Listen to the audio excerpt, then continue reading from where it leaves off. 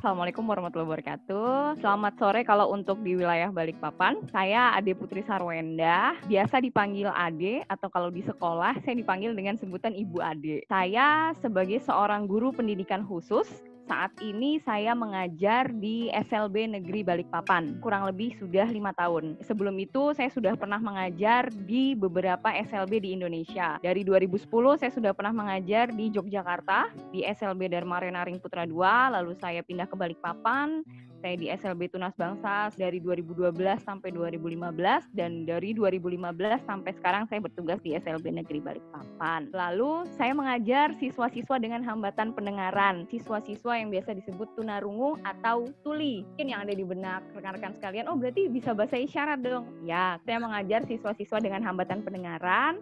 Dan untuk mengakomodasi pembelajaran mereka, saya menggunakan komunikasi total. Jadi menggunakan bahasa isyarat, dan saya ajarkan juga bagaimana berkomunikasi secara lisan. Lalu, alhamdulillah di tahun 2018, saya pernah mewakili Kalimantan Timur untuk mengikuti kegiatan simposium guru pendidikan menengah dan pendidikan khusus. Alhamdulillah, saya terbaik kedua tingkat nasional, mewakili Kalimantan Timur di tingkat nasional di jenjang SLB se-Indonesia. Saat itu saya mengangkat tentang pendidikan kewirausahaan, bagaimana membekali anak-anak berkebutuhan khusus pasca mereka lulus dari sekolah, bagaimana untuk mandiri, tidak tergantung orang-orang lain dengan keterampilan vokasional yang mereka miliki. Jadi saya menceritakan bagaimana sekolah kami dengan segala aktivitas pembelajarannya berupaya untuk memandirikan anak-anak berkebutuhan khusus, supaya apa? Supaya mereka tidak ketergantungan dengan orang lain dan bisa mandiri ketika kembali ke masyarakat. Saya memang berlatar belakang pendidikan luar biasa. S1 saya mengambil jurusan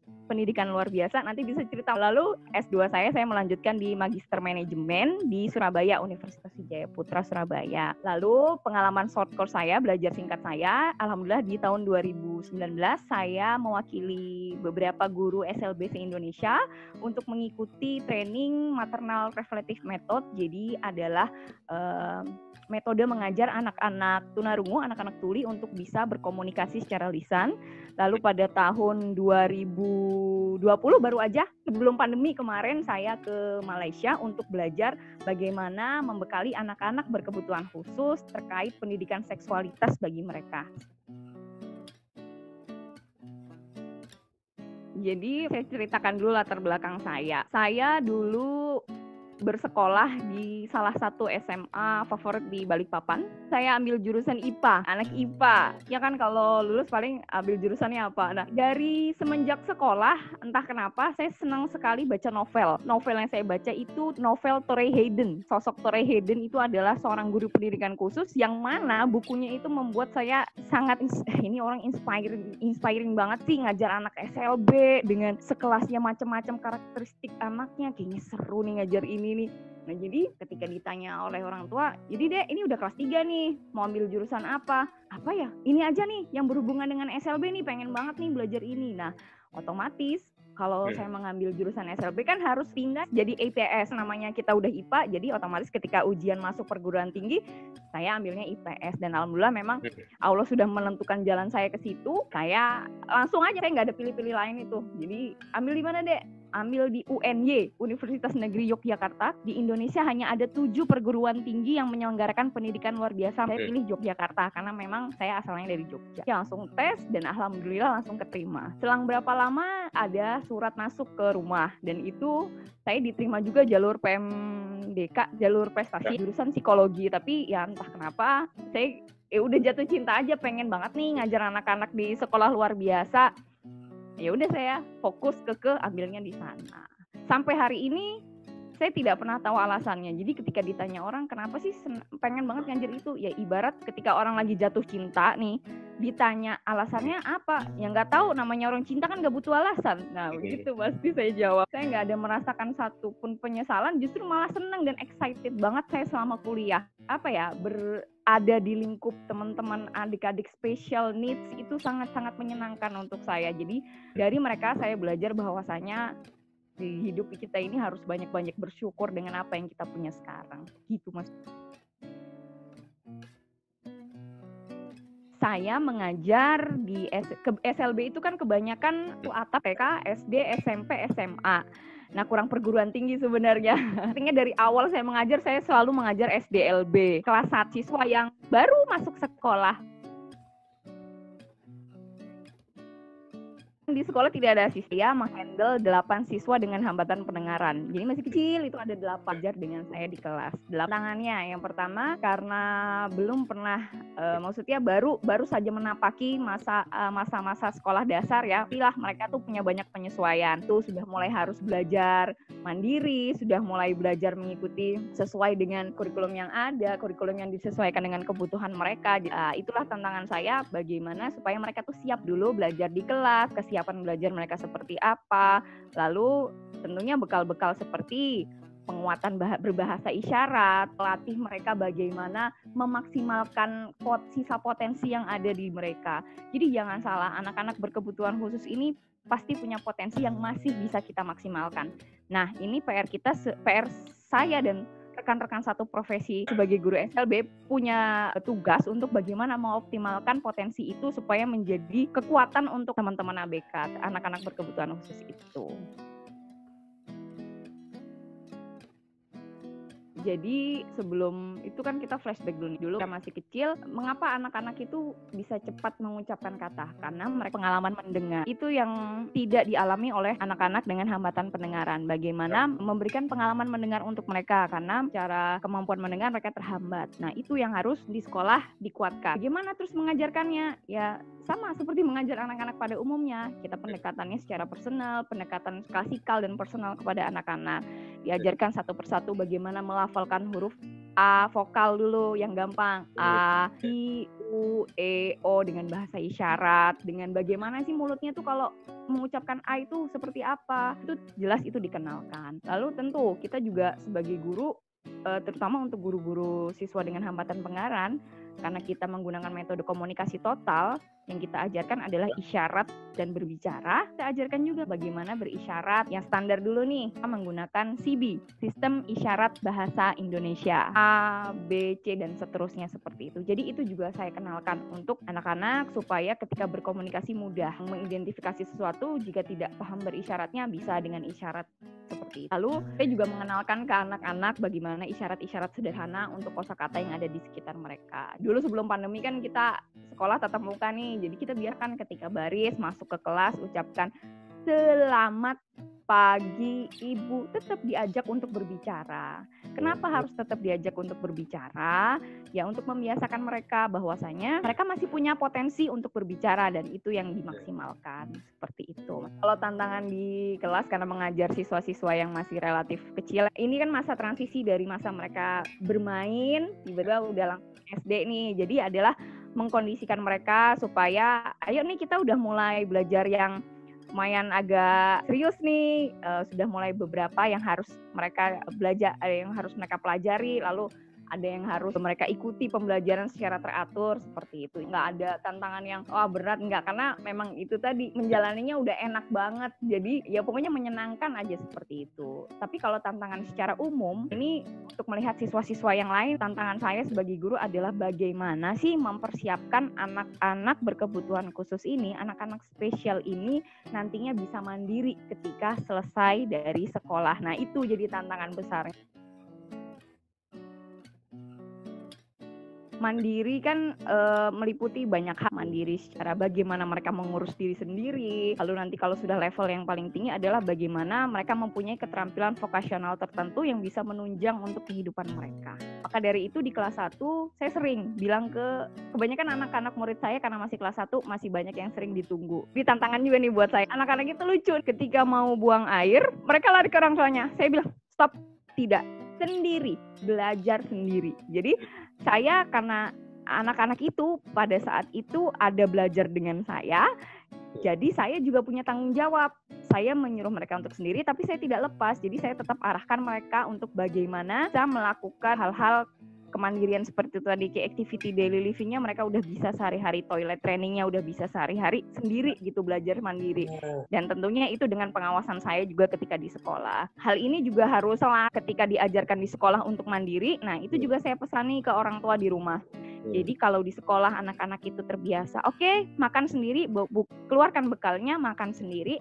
Nah, di rumah juga seperti itu. Jadi kita menciptakan nuansa yang sama tuh untuk membentuk kemandirian. Lalu untuk secara akademik, apa yang diajarkan di sekolah, harapannya itu senantiasa untuk diulang di rumah. Kunci sukses mengajar siswa-siswi berkebutuhan khusus adalah komunikasi efektif dengan orang tua. Belajar di sekolah itu hanya berapa jam ya?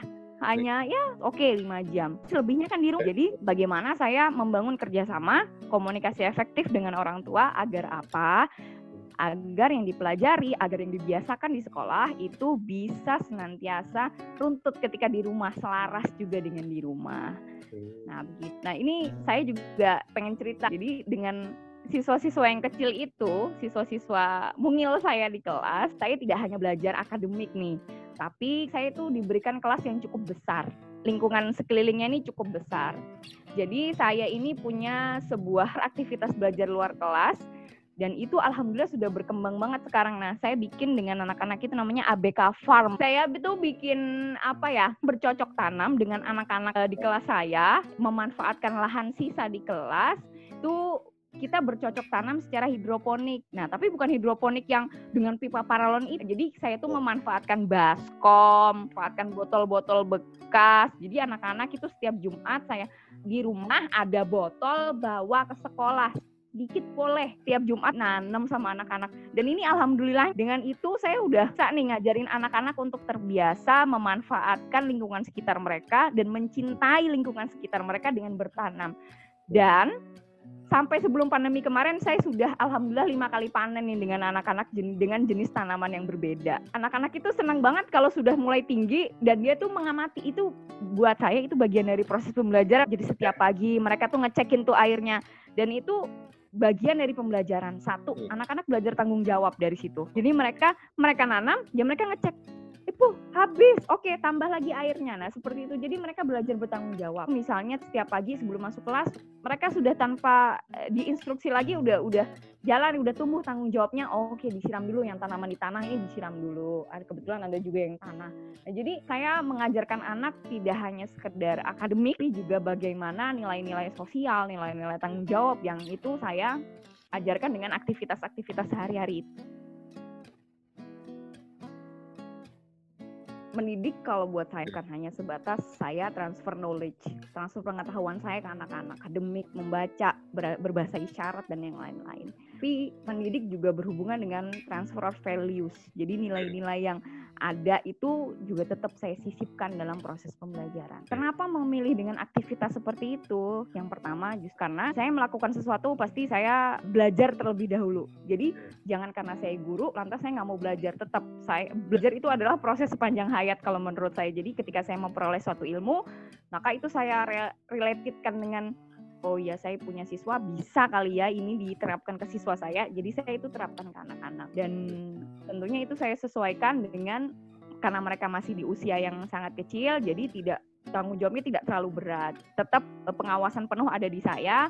Mereka hanya membantu saja, tapi juga tetap dalam kegiatan membantu itu banyak hal yang mereka bisa pelajari. Karena itu nggak cuma sekedar belajar, jadi juga mereka juga partisipasi aktif, dan kehadiran mereka untuk ikut terlibat dalam kegiatan itu merupakan ya sebuah bentuk pembelajaran buat saya. Lingkungan yang kita coba bangun untuk anak-anak berkebutuhan khusus supaya mereka nyaman dalam belajar itu adalah lingkungan yang inklusif, yang ramah pembelajaran. Di lingkungan itu tidak cuma support ketika mereka belajar secara akademik di kelas, tapi lingkungan tersebut juga harus ramah. Dan itu tidak hanya lingkungan di dalam kelas mereka saja. Kebanyakan kan kita ini satu sekolah itu besar, itu nggak cuma ada guru, siswa, tapi ada juga lingkungan-lingkungan lain nih, orang-orang yang menunggu. Nah, seperti itu. Jadi memang bullying nggak bisa dielakkan, tapi kita bisa minimalisir dan kita bisa hilangkan. Dengan apa? Yang itu tadi, kita sering libatkan anak-anak di dalam aktivitas bersama-sama. Jadi saya sering makanya melibatkan anak-anak itu ke dalam pembelajaran di luar kelas yang melibatkan orang-orang di sekitar sekolah. Jadi untuk apa? Untuk membiasakan lingkungan-lingkungan itu paham, ada nih anak-anak ini dengan kondisi seperti ini tapi mereka bisa. Nah, itulah membangun kesadaran masyarakat bahwasanya buat apa sih dibully, orang kita ini sama aja, nggak ada bedanya. Kita juga punya potensi, punya kekuatan, punya kelemahan masing-masing. Jadi ya kita hidup, ya kita ya baur aja seperti itu. Jadi makanya saya sering bawa anak-anak itu untuk aktivitas di luar, mengaktualisasikan diri mereka bahwa mereka juga punya potensi seperti itu. Bagaimana sih cara saya membangun komunikasi itu dengan orang tua? Kalau ada yang menunggu di sekolah, saya bisa nih enak ketika misalnya pulang sekolah kan kadang-kadang orang tuanya sudah di depan pintu, saya ajak ngobrol sebentar seperti itu. Tadi belajar seperti ini, silahkan deh dicek bukunya. Saya ada meninggalkan catatan, nanti bisa diulang ya Bu ya di rumah. Jadi lebih ke pendekatan saya personal. Saya tidak memposisikan saya tuh guru, lantas tuh wah saya tuh jadi seperti apa, tidak. Saya memposisikan saya sebagai seorang guru dan orang tua itu sebagai adalah partner saya. Partner apa sih? Partner ketika mengajarkan anak-anaknya di rumah. Saya menyadari bahwasanya pembelajaran dari rumah itu benar-benar jadi tantangan. Nah, maka dari itu saya betul-betul ketika mengajar dari rumah tidak hanya sebatas ngasih tugas enggak, tapi orang tua itu juga butuh contoh lah bagaimana sih saya ini dibimbing untuk ngajar anak saya di rumah. Jadi komunikasi itu saya bangun bagaimana mengakomodir dia kesusahan orang tua itu apa, jadi pemecahan masalahnya seperti apa, dan itu kadang-kadang saya lakukan tatap muka dengan orang tua. Kalau misalnya orang tuanya memang nggak bisa mengumpulkan begitu langsung banyak, karena orang tua kan juga ada yang bekerja, ada yang punya aktivitas lain. Jadi saya juga memaksimalkan grup kelas yang saya bangun, grup WhatsApp lah seperti itu. Jadi kalau misalnya ada masalah, oke, silakan kita sharing di sini, saya terbuka seperti itu. Teman-teman yang berkebutuhan khusus itu sama seperti teman kita pada umumnya. Maksudnya nggak ada yang harus dibedakan seperti itu. Tapi dengan kondisi yang mereka mengalami kesulitan untuk bisa lebih leluasa masuk ke dalam lingkungan publik dengan mudahnya. Nah, maka dari itu penting bagi kita, bagian dari masyarakat ini untuk terbuka, untuk memberikan mereka ruang untuk bisa berekspresi, mengaktualisasikan diri mereka. Walaupun mereka punya hambatan, baik hambatan secara fisik, hambatan dan yang lain-lain, tapi mereka juga punya potensi yang bisa juga dikembangkan. Asal kita berikan kesempatan, asal kita berikan mereka ruang, maka insya Allah mereka akan bisa membuktikan bahwa mereka adalah bisa. Banyak kok teman-teman disabilitas yang dengan kemampuannya masuk itu ke dalam pemerintahan. Lalu teman-teman saya juga yang berkebutuhan khusus juga banyak kok yang bahkan jadi teman partner kerja saya di sekolah seperti itu. Lalu teman-teman disabilitas yang berwirausaha juga banyak seperti itu. Nah, jadi itulah bagaimana membuka kesempatan bagi teman-teman disabilitas untuk bisa berkarya, mengaktualisasikan diri mereka. Jadi pembelajaran keterampilan itu sudah mulai diberikan kepada siswa-siswi berkebutuhan khusus itu di jenjang SMPLB. Lalu semakin meningkat lagi, semakin lebih fokus lagi ketika di SMALB. Tadi mungkin sama seperti dengan SMK, Sekolah Menengah Kejuruan. Siswa-siswi kami di SLB itu juga di sekolah diajarkan. Di sekolah saya ada jurusan tata boga, anak-anak diajari tata boga, keterampilan motor atau perbengkelan, lalu keterampilan sablon. Dan apa sih harapannya? Ya itu supaya ketika lulus bisa dengan kemampuannya, dengan keterampilan yang dimiliki bisa mandiri, bisa survive gitu di masyarakat. Atau mereka senang banget nih bertanam. Nah itu tadi seperti tadi sejalur dengan yang saya diajarkan waktu masih SD. Nah mereka bisa nanti ketika di rumah mengembangkan keterampilan bertanam untuk memenuhi kebutuhan dirinya sendiri atau untuk dikonsumsi orang lain atau dijual seperti itu. Yang jelas kan pada intinya bagaimana menciptakan keterampilan yang bisa memandirikan untuk anak berkebutuhan khusus. Ada siswa kami saat ini yang baru lulus dan saat ini sedang mencoba untuk kuliah, itu memang kami arahkan. Jadi kalau untuk siswa-siswa yang sekiranya memiliki keinginan dan kemampuan untuk bisa melanjutkan sekolah, pasti kami support tuh, dan kami carikan jalan. Di mana sih peluang perkuliahannya yang sesuai, nah itu kami pasti arahkan. Namun jika memang anak-anak lebih ke keterampilan setelah lulus, mereka lebih cenderung mengembangkan keterampilan vokasionalnya, itu juga kami arahkan. Nah ada juga yang sebelum lulus sudah magang di mana, jadi ketika lulus, nah mereka bisa lanjutin. Jika teman-teman ingin sharing tentang bagaimana sih pelaksanaan pendidikan khusus, bagaimana pelayanan pendidikan bagi anak-anak berkebutuhan khusus, bisa kontak saya 0821 5130 6842 AD, atau bisa mengikuti atau berkomunikasi lewat sosial media saya di Instagram huruf kecil semua Ade Putri Sarwendah disambung, atau di Facebook saya dengan nama lengkap saya juga Ade Putri Sarwendah.